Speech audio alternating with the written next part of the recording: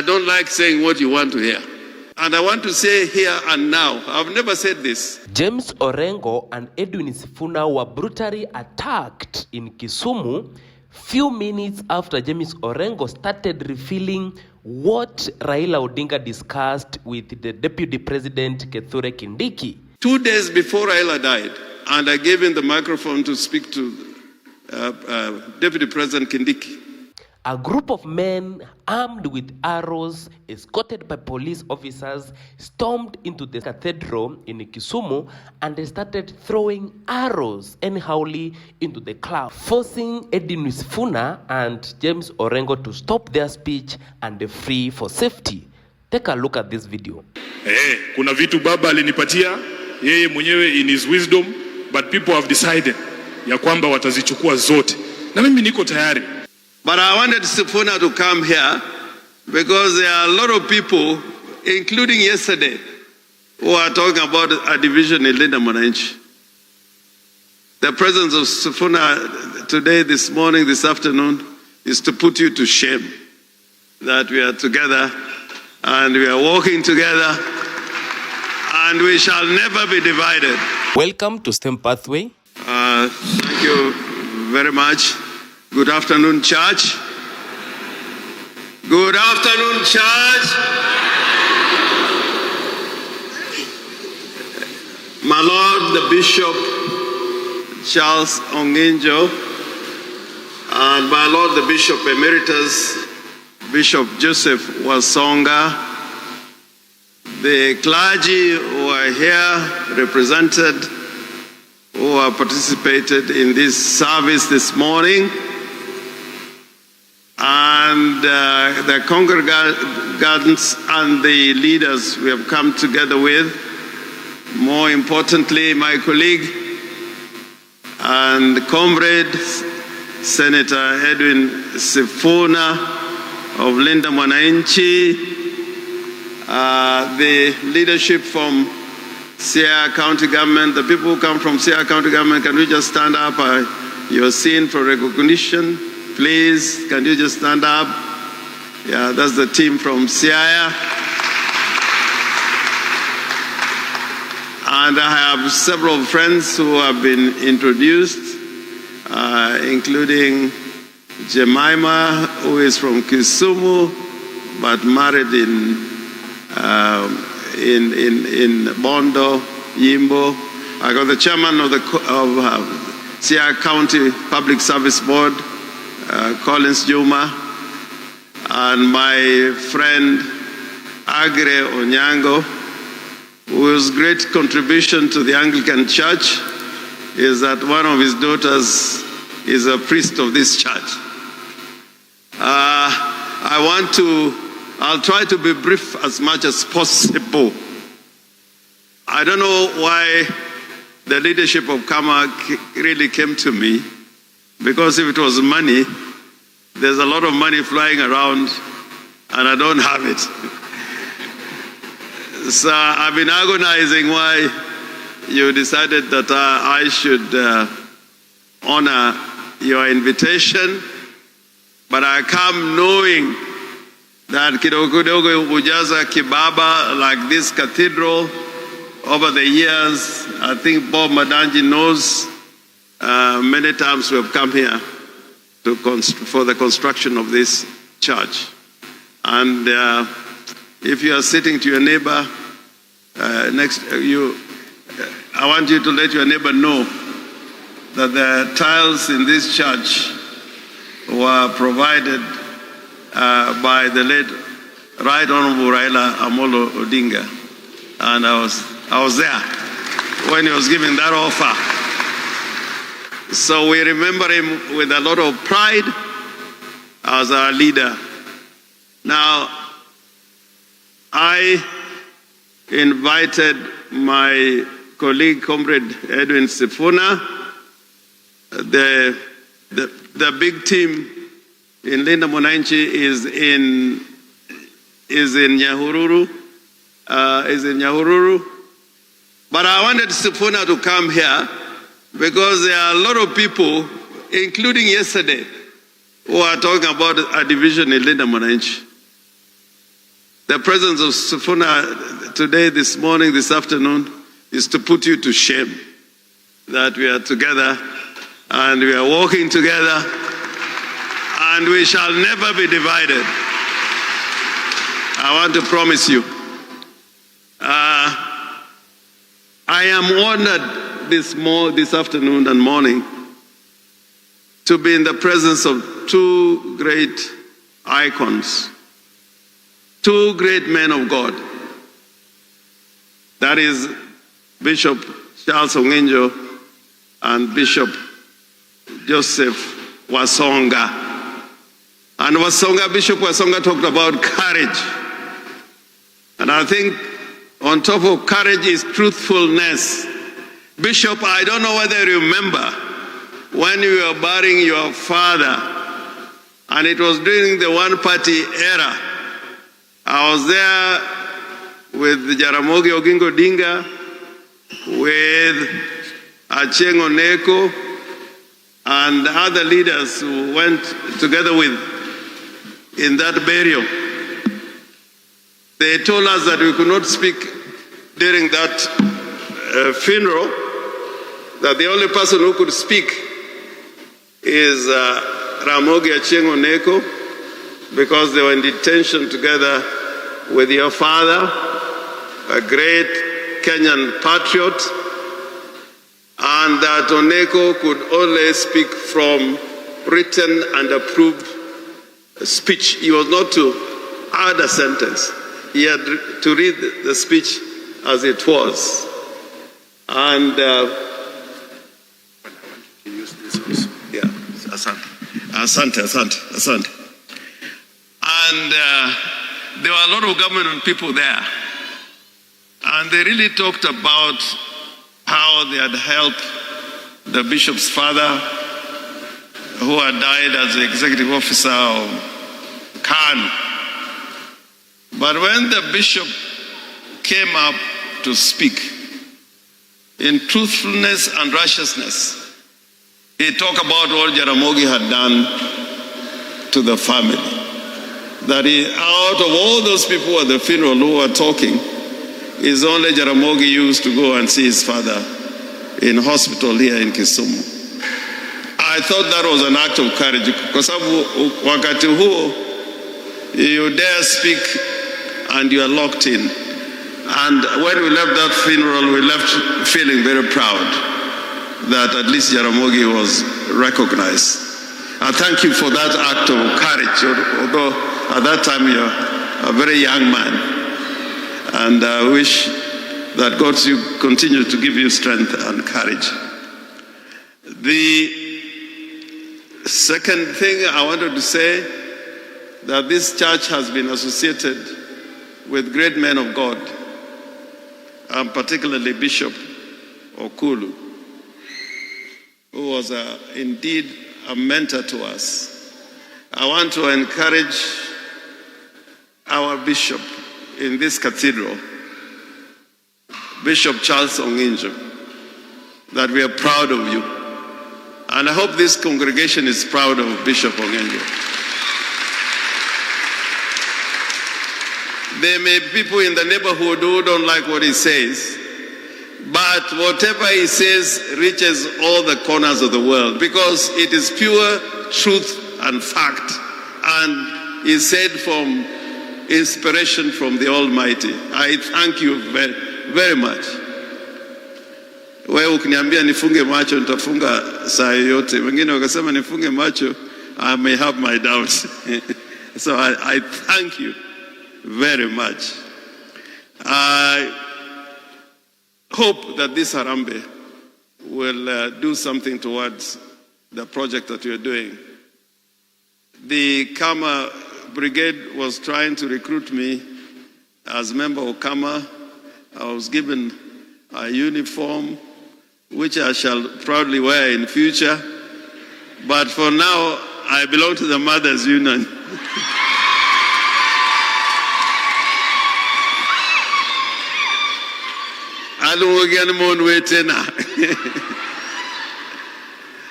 So the Mothers Union, you do a great job.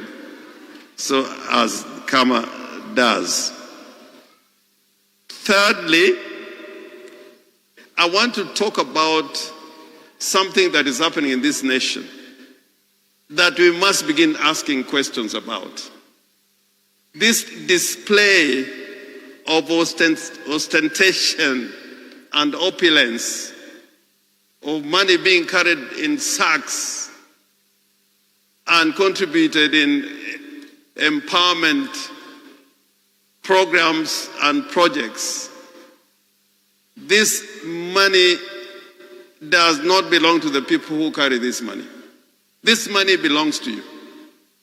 We know what a cabinet secretary earns. We know what a PS earns. We know what a governor earns.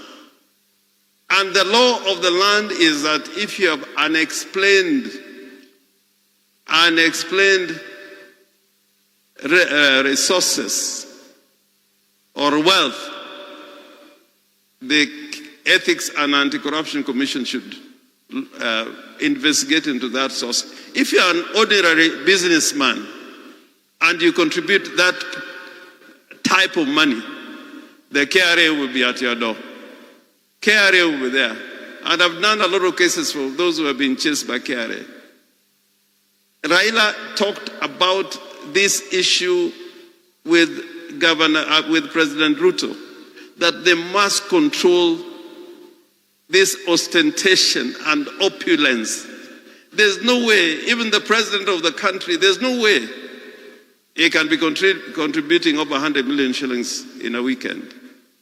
The richest man in the world, Elon Musk, cannot give you that kind of money without explanation. So let us not live in fear, because this is your money that is being given to you, and ultimately, if you accept it, is a form of bribery. I like talking about, in Migori, there's a bridge that was brought down during the rainy season, the storms. That bridge going to Tanzania is like it was 10 months ago. But 3 weeks ago, people were displaying 10 million shillings, 20 million shillings. And I want to say here and now, I've never said this. 2 days before Raila died, he rang me. I was with Senator Oburu in my office and the vice president when Raila was in India. And I spoke to him and I gave him the microphone to speak to Deputy President Kindiki. There was an Harambee for empowerment. So when we went to the fundraising, wakatangaza tumeleta milioni 4 kutoka so and so. And we have brought 5 million shillings from Raila Amolo Odinga. So the next day I rang Raila and I said, did you send some money for this project? And he told me in Luo, nijogo for kabisa. I have not. They are trying to use money to tie me into their kind of politics. The only unfortunate thing was that that was October 15th, and in the morning Raila was dead. Raila was dead. But on the 15th, I talked about him. Moi used to do this kind of things. Please, let us just tell these people they should not be using our money to bribe us or to pretend that they are doing things for society. If you want to help the people, it can be done through investments, through proper projects. And when Kama has an Harambee here, you can give legit money to the cause. But I can tell them, they will answer questions in future about this money they are contributing. I represented people, a lot of people last year, who were moneyed. And when a new government came into place, they were being questioned about the sources of those money. I was at anti-corruption every day. So I ask you that you be very careful about this money. We should ask the source of that money. The people of this region, These people are trying to build a Chinese wall to make sure that the rest of Kenya does not communicate with you. Yesterday I was in Nyakach and I was trying to speak like a gentleman without any slogans. Before I heard it, that's why I'm a member of the Mothers Union. Women tend to tell you what is in their mind very quickly. Men will judge, but women come out outrightly. So Samachaka Chaka Losoni, Orengo take one term. So I was able to know that people want that debate in this part of our country. And that's why I've come here with my colleague, Honorable Edwin Sifuna. I hope that this Chinese wall they are trying to build will not be destroyed. It will not remain in place, it will be brought down. And then I am hoping that we should be part of the conversation. The people in this part of the country should be the part of the conversation nationally, not in any particular political party, but as the bishop has said, nationally, we should be part of the debate. Some people are trying to isolate us so that we are not part of the debate. I like saying to people what they don't want to hear. I don't like saying what you want to hear. An kataudagu ye, ana se wugo oko, manyonra kamia le Kenya nyakabedi ka onge to mesa na buaso kenda buaso. People cannot be talking about Kenya. Tiwa Janu Ruto ma represent you. Ruto has seized our party. He has captured our party. It's not the same party. You go to the coast. The people of Mulembe, we've been working together. And now if you go there, people are raising questions about ODM in Western. And the best performing leader in ODM, outside Raila and outside Anyang' Nyong'o, who has been an official, has been this young man called Edwin Sifuna.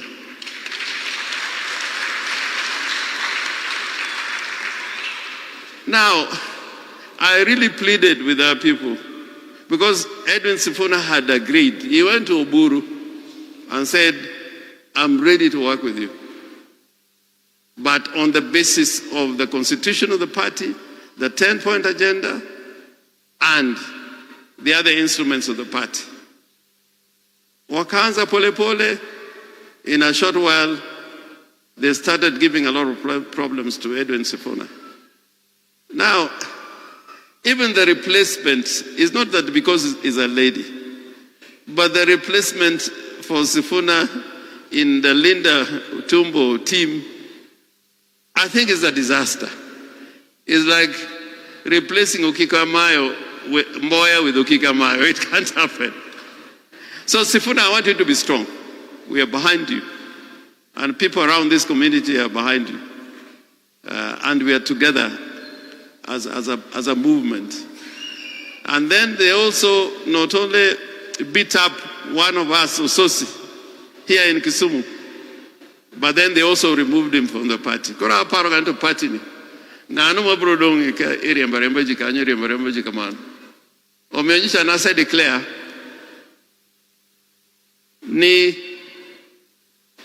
and go to Mombasa, go everywhere. I am the de facto party leader, Maro ODM, de facto. De facto. Makami alawachi mora. I want to tell you, I'll be there. Again, you Kisumu give you kodana atema. I thought ni ere monu etena be uya I thought ni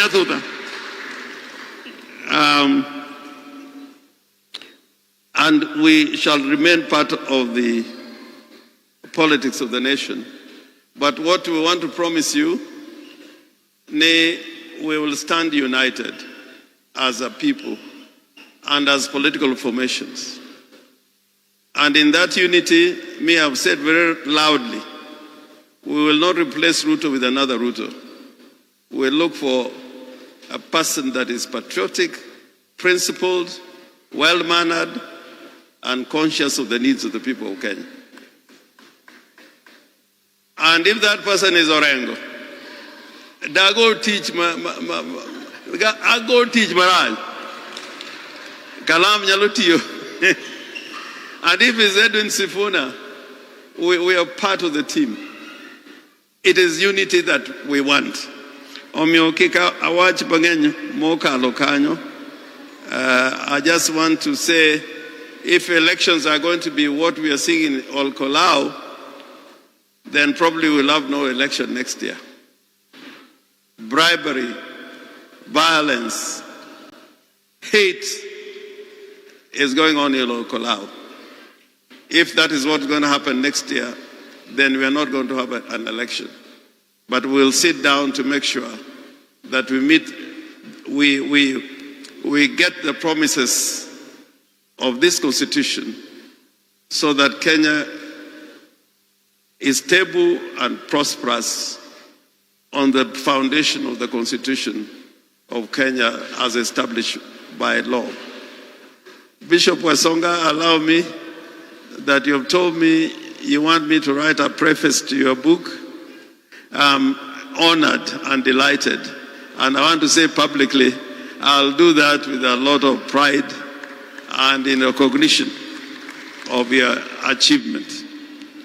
With so many words, now allow me to invite my colleague and comrade, Nyinyi ndio nani?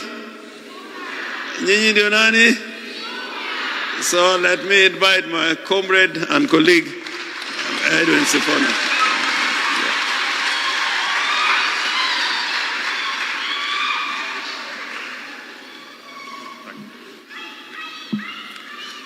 Thank you very much, Governor, for your very, very many kind words.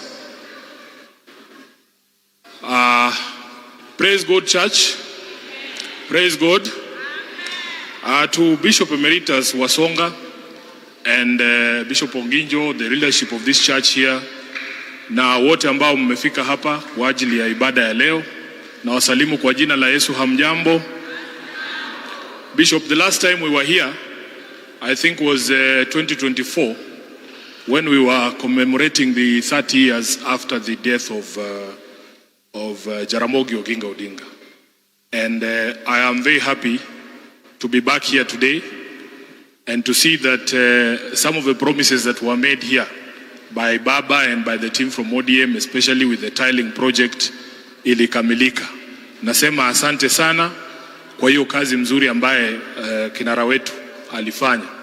Yule MC ambaye alikuwa anatambua watu, alisahau kijana mmoja hapa anaitwa Alex Matere. Alex, you can stand and wave, is also part of our team.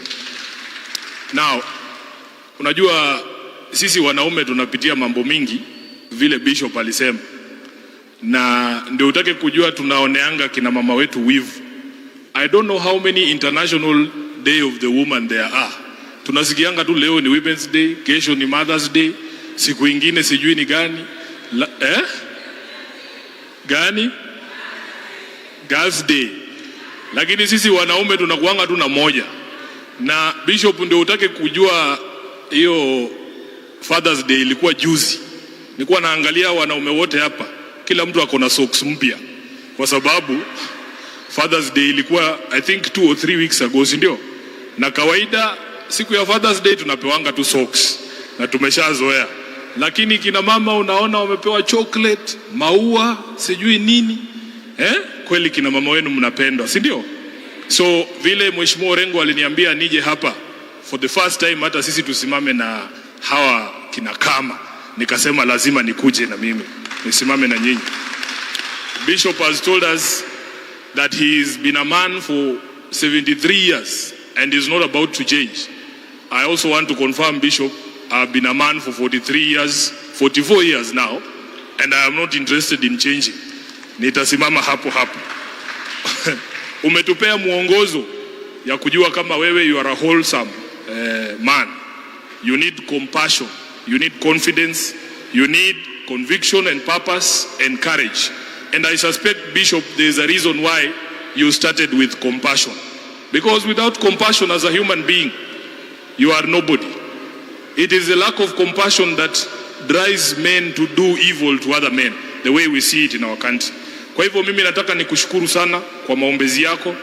Umetuambia ya kwamba tuabudu Mungu mmoja peke yake, si ndio? Bishop amesema ama hajasema?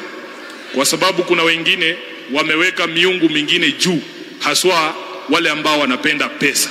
And he has told us that the love of money is the root of all evil. Bishop, our country is going through all these challenges because of the love of money.